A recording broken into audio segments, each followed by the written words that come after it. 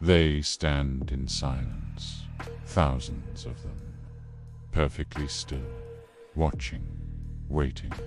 There are no voices, no movement, just empty eyes made of clay, buried underground for more than 2,000 years. They are not soldiers of war, but guards of something far more dangerous, a tomb that was never meant to be opened.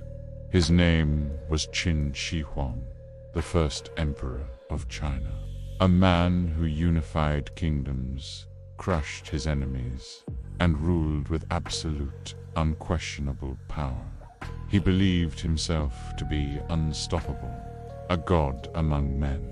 But there was one enemy he could not conquer, one thing he truly feared: death. The emperor became obsessed with immortality. He sent expeditions across the seas in search of magical elixirs. He forced his scholars and alchemists to find a way for him to live forever. But when the promise of eternal life failed to materialize, he began preparing for the next best thing, an eternal afterlife. To secure his rule beyond the grave, the emperor ordered a project of unimaginable scale, an army not of flesh and bone, but of clay. Thousands upon thousands of soldiers, each one life-sized, each with a unique face, an individual identity. There were generals standing tall, archers kneeling in formation, infantrymen ready for battle. Even horses and chariots were sculpted, complete with real weapons, still sharp enough to kill after 2 millennia. This was no mere decoration. This was a supernatural security force, built to guard the emperor after death, and to serve him in the spirit world forever. At the very center of this sprawling, subterranean complex lies the emperor's tomb itself.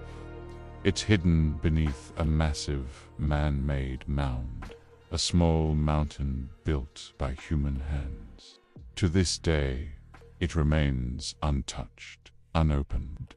Ancient historical texts describe what lies inside: palaces and pavilions, a complete replica of his empire. The ceilings are said to be adorned with pearls to mimic the stars, and the floors are mapped with flowing rivers of liquid mercury to represent China's great waterways. It was also said to be protected by deadly traps, like crossbows designed to fire automatically at any intruder. For a long time, this was considered mere legend.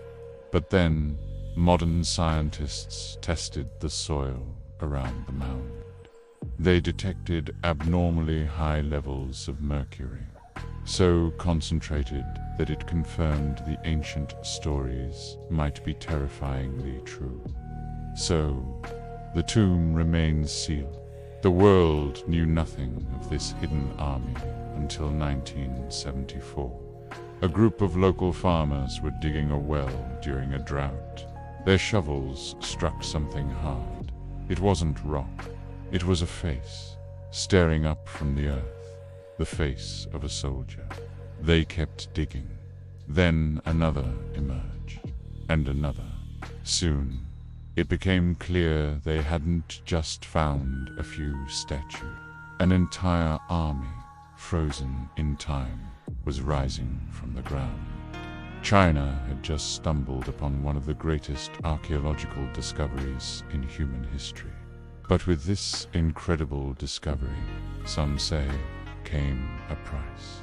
Shortly after the terracotta warriors were unearthed, strange things began to happen. Some of the farmers who made the initial discovery met with misfortune. One took his own life, others died young. Rumors spread of illness and strange accidents plaguing those who worked closest to the excavation site. Of course, officials dismissed these stories as nothing more than coincidence and rural superstition, just bad luck. But ancient Chinese beliefs have long warned against disturbing the eternal rest of the dead, especially the rest of powerful emperors, especially this one. The whispers of a curse began to grow louder. Even today, with all our advanced technology, the Chinese government refuses to open the main tomb. The official reason is not fear, but caution. The sudden exposure to air and moisture could instantly destroy the priceless artifacts inside, turning silk to dust and lacquer to flakes within seconds. And then there's the mercury.